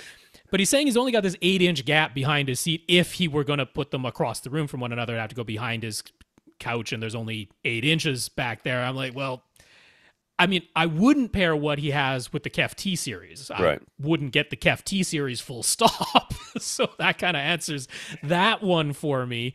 I mean, could he put both of them up at the front of the room and deal with having to play with the phase knob? You know, I mean, his wife is going to divorce him. Yeah. Or could we just go back to what he originally wanted to do, which was to keep the one subwoofer he has and focus on the other parts of his system? So he's got a 48-inch Samsung HDTV, which means something. 1080p. 1080p, something like that. The Kef R series receiver. You know, he wants to get an OLED. He wants to get, a new AV receiver that can do Atmos, which we already talked about. You'd have to go higher up because we want you to have 4 overheads, not only 2. Yeah. Right, but he's only got 8 inches behind his head anyways. Yeah. We've just now learned that. That's a little true. piece of information. They're going to be top middles for sure. Yeah, top middles and top and front heights. Front heights, Top middles, front heights, So I guess if you ended up keeping the sub and not getting the second sub, which, fine. Again, I mean, I think your the limiting factor is not the Ultra HD Blu-ray player. That is the least expensive purchase. That can come later, for sure. Out of everything you've got right now. So I'd go with the TV. Get the TV and not worry about the Atmos or the subwoofer for right now. I mean, you're gonna notice a big, beautiful HDR TV. That you're gonna notice that right away. There's no question about that. So I mean, the only way I would do the subs across the room from each other is I'd have to move that seat. And I mean, if you got like an SB1000, it's not that big. I know you're going to get an extra 4 inches, 5 inches maybe forward on the couch. You move the seat a little closer, which is nicer for your TV viewing experience anyway. And that thing's probably small enough that you can't fit it like beside the couch someplace. Yeah, come on. That could match quite nicely. It's not. I mean, if your room is fairly large, it's not going to have enough output to completely pressurize. But your current sub doesn't that anyways. Either. So we really still do need to know the dimensions of this room. Yeah, and not just the theater area, the whole open space. Yeah, we need to just draw it on a napkin, man. We deal with this stuff all the time. People are like, "It's kind of looks like this." Like, okay, that's rough idea. Yeah, rough idea. Tap. This was Tappin, but he says just call him Tap. It's easier because. We were messing up Tappin? Yeah, well, that still is probably wrong. It's just so you know who we're talking about. I have no idea who this guy is. As a reminder, Tap is in the process of having a brand new house built from the ground up. His general contractor works with an AV installer, so Tap is having discussions and trying to decide on what approach he'd like to take when it comes to whole house audio distribution, various AV setups in several rooms, voice control, home automation, how everything is going to be controlled. He's willing to pay good money where it makes sense and provides good value, but he leans towards saving money where he can because he's a human being that's not made of money. Excuse me. Naturally, the approach the installer wants to take is put everything in a big rack system out of sight in the basement, use HD-based T and Ethernet to run the signals everywhere, and to set up a Control 4 system or something similar to control and automate the whole house. It would be expensive, and that is probably an understatement because, yeah. On the opposite end, Tap is very comfortable with IT and networking, so he will be setting up his own rock solid local network. At least he's confident too. He was thinking he might just set up each room separately himself with a Harmony remote and either Echo or Google Home devices in each room. So basically on the concept level, what are our thoughts on having all the gear in one place and controlling everything with a single professionally installed system versus having gear in each room with a Harmony remote and an Amazon or Google voice control that he would set up himself? Well, okay. In general, Okay. systems that are of the type that your installer is wanting to set up are for people who want the setup but do not have the ability or the desire to do anything themselves That's right. at all. And there is nothing wrong with being one of those people. Not at all. There's no right or wrong answer here to that, and it can be great. Oh my God. Those systems can be wonderful. We're talking about, if you spend the money, the most amazing theater experience you've ever had. Like, you walk in and it senses you walking in, it starts dimming lights or turning lights up or whatever. You sit down in the seat, the lights go down and the screen opens and everything's powered up, and it can be amazing. Yes. But it's going to cost a lot of money. And if you want to make any changes to it, you usually have to get your installer to do it again, because they don't usually want the user, the homeowner, touching any part of that system, which is another reason why they prefer to have all of the gear in one place rather than going from room to room and having separate setups that then all have to somehow be controlled centrally as well. Not that that can't be done, on the concept level. If you're just like, I like to have an AV receiver and my sources in the room with my display, as opposed to having, 5 AV receivers all in a rack downstairs. I like to have an AV receiver in each room. Well, an installer can totally do that. Right. That's not the thing. They would be totally willing to do that. But you would still, if you want to make a change, if you want to replace that AV receiver, you probably wouldn't be able to do that yourself. You'd probably have to call the installer to come back and do that, because they need to reprogram the whole system to now use that new AV receiver. That's right. Yeah. So, like I said, there's nothing wrong with being one of these people. I've been in houses like this, and the systems, are usually, very well executed if installed under the direction of people who don't know what the heck they're doing. The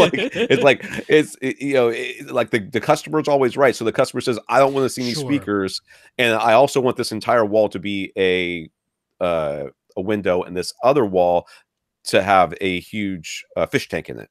Yeah. Okay, well, it looks like we're not having side surrounds. Yeah. Or everything's in the ceiling. Or whatever. And and so you're not this guy. Or this person. You, Tap, are not this person. You are somebody who is, first of all, willing to sit through 2 hours of this podcast. So kudos to you, dude. But on top of that, you're also an IT guy. So you're not afraid of running wires or, and you're not afraid of technology in general and using apps and stuff, right? Yeah. Yeah. So, I would say, what's important to you? And if what's important to you is that, everything be professionally installed and everything to look really nice, but you want all the electronics to be, in one place or maybe in multiple places around the house, that's what you have to tell these guys. You just have to say, I'm going to buy all the speakers, or, I'll buy the speakers through you, install them, run all the wires to here, label everything, and I'll buy my own, the rest of the gear, and place it in there myself. It can all come out to a closet that's near the home theater, and then that's where it is. And then, oh yes, I want some speakers run in each in these 4 rooms, and I want the wires to be routed to this panel right here there in can the room. Be a sort of halfway solution where the installer is still involved, but it's not quite they did everything. So, I mean, there are people who want the magical experience of, I just walk in, I don't know how any of this works.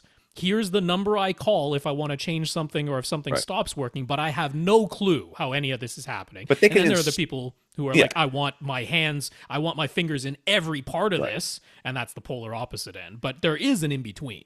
Yeah. Right? So, I mean, you could go all the way from cut holes in my ceiling and my walls at these points, have speaker wire draped out of them and over in this other spot, and I got it. And then there's what I was talking about was kind of an in-between, whereas, install all the speakers, make everything look perfect, but here's where you route the wires to, and I will install the control devices and the switches and everything else. But I know he did want to ask on that notion of, so like, let's say you're going to have enough rooms that you're going to have 5 AV receivers. Do we prefer the idea of all 5 of those AV receivers are in a rack somewhere, or do we prefer there's an AV receiver in each room? What do we think is better? better. I don't think it matters one way or the Yeah. other. You know, I don't Do you think like they're. to be able to see the front panel or not? That's kind of what it comes down to, right? If they're all in a rack somewhere, you can't see the front panel. That's about it. But the info button on your whatever it is will tell you what is on your front panel. Yeah, as long Usually. as it's set up to show it on screen, Yeah. right? So, to me, I don't think it's six of one, half dozen of another. It doesn't matter, where the stuff literally resides. It's more important, that you have access to it and you're comfortable with where it is. Now, the little wrinkle to that is, like, let's say he decides I'm going to have them all in a rack together, but he is going to take care of how everything is controlled. He's not going to have Control 4 installed because he wants manual control. He wants to be able to change things himself. That is a more complicated thing to make sure that you're getting your control system. Like if he's using harmonies or something, it can be done, but if it's all in one central location, now you have to go, okay, I have a harmony in my hand. I have the hub basically in the room with me because that's only a radio frequency connection between the hub and the remote in your hand.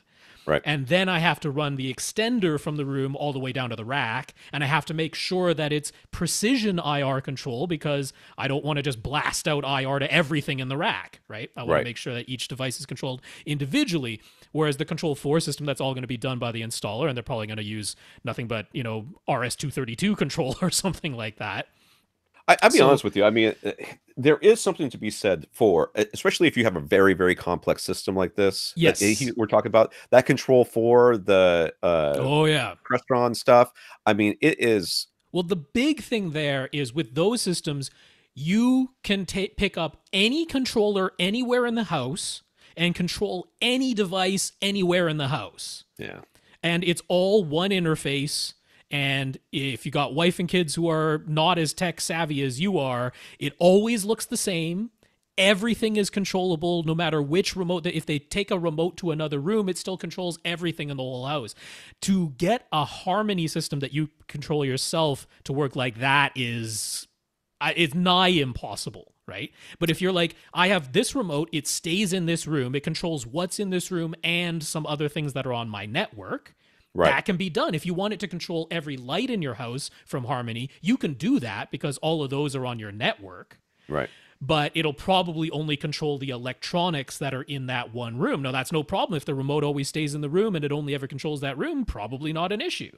Well, we've had this problem before where somebody's had multiple dead-end receivers and they're trying to control them all individually. And we're like, well, you can basically use an IR emitter. The little precision emitter that just goes directly over and only controls that one device. Yeah, you can do it that way, but it's invariably you're going to end up at some point with something turning on that's not supposed to be on. At which point, the argument for having everything in separate rooms starts to come into play. That starts to make more sense than having it all centrally located where some of that IR might start getting into other things. Also, in the Control 4 system, you get status, right? You can see if a light is on or off. You can see if a AV receiver is on or off, a TV is on or off. Whereas with Harmony, it's like you don't get that. It's not two-way communication. You don't get that status report, and things can get out of synchronization. The problem that you're going to run into is there's not going to be an in between if you want that Control 4 or that Crestron stuff. There's not going to be. They're not going to say, okay, you install all your own gear and then I'll come program it. No, yeah. Or I mean, they will, but it'll cost you more than if they did it. Yeah, it's sort of like, it's $300 for me to fix your car. It's $500 if you try to fix it first, and I have to. That's right. I have to, get that. It costs more if you, the homeowner, tries to help. Right. So, I mean, you can talk to the AV installer about this, but ask yourself some really important questions about what do you really need? Do you really need 5 AV receivers in this house? I mean, maybe you do. Maybe you're going to have 5 separate systems, but can you do that same whatever you're thinking about doing with a distribution amp and like the monoprice we were talking about, or like one thing I really like is like the MusicCast system, which is fantastic. Like, what I love about MusicCast more than any of the wireless whole house audio systems is that when you're using it on an AV receiver, The AV receiver doesn't have to change anything. It doesn't have to switch to stereo. It can keep playing surround. It can keep playing Atmos, and you can play that very same audio out of another zone without the AV receiver having to do anything. I don't know why no other wireless whole house audio system could do that, but right now only MusicCast does it, which is a great feature as far as I'm concerned. But that means you're using the MusicCast app. If you want everything from one universal interface, Control 4 can do that for you without it being MusicCast, and now everything is one interface. You're never switching apps. Right. Right? So it basically comes down to that. To me, it mostly comes down to, do I want one consistent, uniform interface in every room of this house, and I control everything in this house from any room, no matter which controller I pick up? If you want that, then it's worth having the professional do it for you. That's my opinion. Boschko. Boschko is taken to putting movies on his computer, making sure to retain the Atmos or DTS-X audio and using his computer for playback. He knows his AV receiver can accept Atmos and DTS-X, so how does he get the immersive audio formats from his computer to his AV receiver? Up till now, he's just been using the audio outputs built into his motherboard, but those can't pass Atmos or DTS-X. So does he need a new sound card for his computer? What do we recommend? Making sure to retain the Atmos or DTS audio and use playing. You need HDMI. That's what you need. Yeah, I was going to say, and for a while there was just like the one board, right? The one video board that would actually output Atmos. Oh gosh, I mean that must be going way back to when HDMI 1.4 was new. Yeah, so it's not the case anymore. Yeah, but you should be able to get all this stuff out over HDMI because there's nothing magical about it. Yep. No, I mean, it needs to be HDMI 1.4, but that's going back a ways. So unless your computer is real old. So what you need is HDMI. You don't need a sound card. If there's anything you're going to be adding, it's going to be a video card. Right. Because that's what I was talking about. There was a video card that it was only one that was doing. What was it? It was a HDR? It was probably 4K and HDR. Yeah, that must have been it. That must be what I'm thinking about. Yeah. So, I mean, here's the thing, though. He's talking about his computer is his playback device. Yeah. He's backing up movies. They've got Atmos and DTS-X. I don't know if that includes 4K and HDR discs or if it's just Blu-rays, 1080p Blu-rays, because some of those do have Atmos or DTS-X. Right. If it is 4K and HDR, I'm thinking since your computer is already your source device, you probably want to be able to watch Netflix in 4K and HDR through your computer. You probably want to be able to watch YouTube in 4K and HDR through your computer. And if you want to do those things, you need to be a little bit aware, like in particular in the case of Netflix, it'll only work with the Windows 10 fall creators update after that. And it has to be through the Edge browser or through their own Netflix app, right, to get 4K HDR through them. And you have to have a compatible HDMI output for those things. Edge is fantastic for getting you all the ads. Right. Yes. Thank you for all these sponsored links. So you have to have the right HDMI output, which you can add with a NVIDIA GeForce 10 or 20 series video That's card. what I was talking about. That was the card I was talking about. And it doesn't have to be high up. It can be the 1050, which is very affordable, right? It's not great for gaming, but if all you need is this, then that can do it. So there is that to be aware of. If it's truly 1080p Blu-rays with Atmos and DTS-X, you just need an HDMI 1.4 output, which your motherboard probably already has, but maybe it doesn't. Maybe he's got one of those motherboards that only has DVI output or something. It's an older computer, and he's just been using his sound card. No, what you need is a video card in that case, and you might as well go ahead and get a GeForce 1050 because it's cheap and it'll do all the things. We can do one or two more. David. 1 or 2 more at least, yes. Well, at least. Hopefully 3 or 4. That'd be nice. Unless this is a real short answer here. I think so. It's an update. Most of the text is update. First, an update. David says, a while back when David was preparing to install his theater, we said to go ahead and run speaker wire for any and all speaker positions they might ever want to use, and even if he isn't going to use them right away. He took that a step further and installed 6 RBH in-ceiling Atmos speakers, even though his Denon X4300H can only use 4 of them at the moment. He installed them where top fronts, top middles, and top rears would go, and and we said we'd be interested in hearing his opinions about which combinations sound best to him. At the moment, he's running 5.2.4. The wires and even the speakers are present to allow for a 9.2.6 setup, but he's held off on getting any external amps yet for the same reason as Tom has described a couple times. All he can really make use of right now is an additional 2 channels, but if he's getting 2 channels, why not use them to power his fronts? If he's going to power his fronts with an external amp, maybe get something a bit nicer, and if his front, left, and right, get an external amp with about his center, and then a 5 channel is only a few $100s more than his 3 channel, and pretty soon he's over $1,000 when he started off at 100. Yeah, went down that rabbit hole, climbed myself back up and back out, and bought the $100 amp and powered your top middles with them. But regardless, right now, no surround back speakers. So it was a traditional 5.2, and then he started listening with top middles. And since you can't configure the X4300H to run top fronts and top middles together, he called his top front speakers front heights. Mm-hmm. He watched some movies that he didn't think were all that great, but he loved Atmos and felt it made a worthwhile difference. Then he disconnected his top middle speakers and connected his top rears instead, while relabeling the top fronts as top fronts. His experience was that things sounded more enveloping this way, and he wanted to mention that Netflix's The Haunting of Hill House is a standout in terms of its Atmos effects. He really felt like he was in that house. Nathan also mentioned that to me, and that's my next thing to watch. I so want to watch it. I haven't got to it yet either, so that's great. That's great news, because we've got Atmos setups. Let's hear some good Atmos. Oh, that means I have to upgrade my Netflix, though. Dang it. So he has settled on top fronts and top rears, but he liked the way certain effects sounded when he was using top middles. So once an affordable processor receiver is available that can use 6 overhead speakers, he's looking forward to it, which means no regrets about having installed the extra in-ceiling speakers. Okay, good. That was long. Those things exist, but they're not really what I would call affordable yet. $4,000 is kind of the minimum. So, but coming along.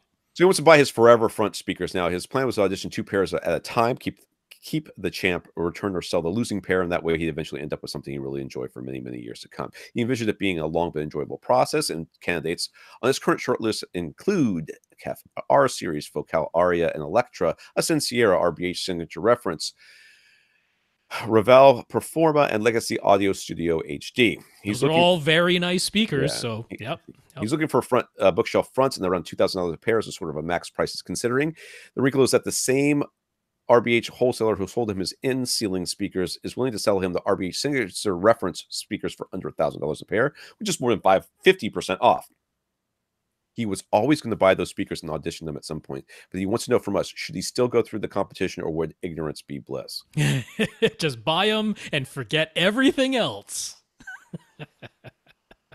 Yeah, I can't. I know, I can't. Either. As good I want to, but I can't. The opposite is if someone said, these are the speakers I bought, I love them.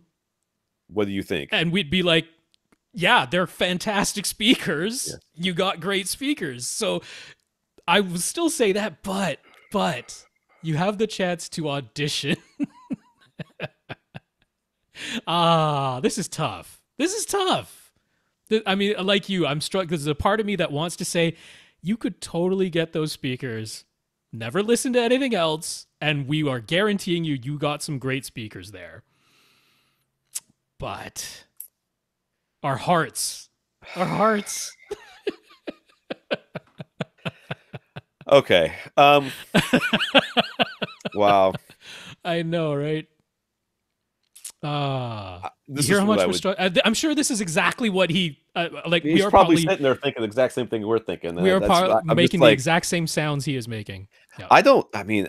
Okay, so let's do this. Let's say he brings in the RBHs and he brings in one other pair of speakers. Right. Just because we'll know that if he likes RBHs over those speakers, he's going to like RBH almost guaranteed over all the other ones. Okay. Which are the ones? I'm leaning towards the Sierras. Yeah. I mean, I go there too. I don't want to sound all biased about it, but I mean, Kef also interests me because they're such a different design. They're a very different design. I mean, the Electras with that beryllium tweeter, that's we're really not narrowing this down very much. So far, we basically mentioned 3 of the 5 other options here. What if he got? What if he got? He gets these RBHs, signature reference. Yeah. He gets the Sierra 2s. Okay. and he gets the Focal Electras. What if you've got You 3? thought that the CR2s and the Focals sounded similar, though. Well, not like super some. I mean, like See, I think he should go relatively equal quality. Kef, Ascend, and RBH. Kef, Ascend, RBH. I can dig that. I can get behind that. Okay, there we go. We've pared it down to 3, and Get all 3 of those, and then if you like the RBH, you're done. Yeah, you're done. Yeah. Oh yeah, I can dig that. Yep. I can get behind that. There you go. All right. We feel I feel like 80% good. I feel like I didn't help at all. I felt like that was we helped. We totally shortened his list. Oh my god! If somebody offered me those things on 50% off, I would have already in the mail. Yeah. Like Rob said, if you said I was going to audition all these speakers, but somebody offered me the RBHs for 50% off, and I jumped on them, did I make the wrong choice? We'd be like, nope, you did great. Exactly. Yeah. That is absolutely true. If that were the way it had been phrased. Yeah. Greg and Justin. Yeah. Yes. Very similar. Greg upgraded from a JVC RS46 projector to a JVC X590. He cycled through all of the available preset picture modes and tried the various gamma settings, but nothing seems to look right. He primarily uses his Apple TV 4K as a source, and it doesn't seem to matter what material is 4K HDR or 1080p SDR. It doesn't seem to matter whether the material is either one of those. He can get it so bright, so that bright images look good, but then dark images are way too dark, or he can get the dark images looking okay, but then the bright images are washed out. There are a multitude of sliders to adjust, but shouldn't at least one mode be relatively close out of the box? What are the settings? What should he be setting these things at? Yeah, it's a little bit tricky. So I'm going to point you to Projector Reviews, who does excellent projector reviews, and that's all they do. They reviewed the RS440, which is the exact same thing as the X590. Why JVC has to have a Pro model and a consumer model that are identical but have different numbers, I don't know, but it's the RS440 in the Pro series, and they put their picture settings in there. Okay. And then Sound and Vision, they didn't put the settings for their... whether I don't remember if it was the X590 or the RS440 that they reviewed. They did review it, but they didn't put the settings, but they did put their settings for the similar but more expensive X790. Okay. So they have the settings for that one over at Sound and Vision. And you will notice some similarities. Okay. Both of them recommend turning off the auto iris. That's almost always the case, though, isn't it? Well, no, not on, like on the Epson projectors, you absolutely want the auto iris on there. On the Sony projectors, you want the auto iris. But on the JVCs, they're like, yeah, they kind of put the auto iris in there because people are like, how come you don't have an auto iris? And they're like, because we don't need it, because our panels have extra high contrast natively. But people are like, yeah, I still want an auto iris. They're like, okay, here's a broken one. So nailed it. So turn off the auto iris, because this whole thing of it looks good when it's bright, but it's way too dark when it's dark. It's like, that's the auto iris closing down. That could definitely help it all on its own. However, both of them did mention they've got this weird kind of gamma setting thing in the JVCs where you've got these various gamma modes, and for the most part, that's fine. In HDR, you choose the HDR picture mode and the ST2084 gamma, because that's exactly what it should be. And in standard dynamic range, you basically choose the normal gamma. You go to like user 1 or user 2 and just leave the gamma alone because it's already fine. But they give you 3 little sliders below the gamma control. One says dark, one says bright, and one says picture tone. And they're like, yeah, that picture tone needs to be turned up. The thing looks too dim. Okay. And so if you look through the settings that they've given both at Projector Reviews and at Sound and Vision, you'll notice they're not identical, but they were different units. They're very, very similar. So I will have the links for those at avrant.com, or you can just Google Projector Reviews, RS440 review. Go through the settings there, and that should help you out. But mostly, I think turning off the auto iris is the problem. All right. Along the same lines, Justin upgraded from a JVC RS2 to a JVC RS500. He's been super disappointed by how dim it looks when it plays any HDR content on his 110-inch silver ticket screen. SDR looks great, but it seems as though with the HDR, it's trying to save a bunch of headroom for the tiny bright highlights, resulting in everything looking way too dark. He's got Oppo 203. Should he just try to retain the wide color while forgetting about the HDR mode? And on a side note, he took our advice and just bought a 30-foot extension cable for his headphones, and it works great. All right, great. Okay. Is this the auto iris again? It sounds like the auto iris again. Well, no, because that one doesn't have one. Oh, they added it the following year. So yeah, it's not the auto iris on this. This was the first batch of projectors that JVC made, the RS500, was the first batch that was compatible with HDR at all, but they didn't do it right. So JVC themselves released some settings that are like, they look wacky because it means like moving the sliders way up, which you're not used to doing, but they have their own. Yeah, I remember this. Yeah. They have their own settings for HDR and wide color that you do need to implement because basically HDR just wasn't done right on the RS500. It was early on. It was the very first HDR projector they ever made, and it wasn't right. You need settings, and they wrote them down. Again, we'll have the link at avrant.com, or you can just search JVC HDR settings, and it'll come up on Google. All right, that's it. What else we got? Really? No. Yeah. No, it's 2 hours, Rob. 2 hours, Rob. We have like 10 people left. It's okay. I'm going to sleep easy knowing that we have lots of questions for next week. Yeah, we'll get through them. Don't worry. Was that Nick B? Was it B? Yeah, we had a Nick, we had a Nick A, and now Nick B. Nick B, you are on the list. Joel N, who got to be on Twitter. Kevin C, Brian F, Steve, Carl R, Michael R, and that's what's on the list. I did get some other emails that came in on Monday. Okay. That's it. All right, we want to thank our listeners of the week, Robert and Nathan, for going to www.avrant.com and buying us a cup of coffee from PayPal. And our 82 patrons over at patreon.com, including Brian and Steve. Yeah, Robert and Nathan, thanks very much for those PayPal donations. Thanks so much to our 82 patrons over at patreon.com/AVRant Podcast. Brian and Steve, thank you for being two of them. We also want to thank Nathan for taking me out for a drink the other day, and Brian for talking this up to Chief. Yeah, that's right. Nathan, thanks for visiting with Tom there. That's nice. Brian, thanks for talking us up to Chief. Jay, when you get here, welcome. You're listening. Yeah, it's going to take him a while. Yeah. All right. If you want your question answered on this podcast, all you have to do is ask by emailing us at question@avrant.com. We will get to you. We answer all questions. Yep. For AV Rant, I'm Tom Andry. And I'm Rob H. Now go out and listen to something.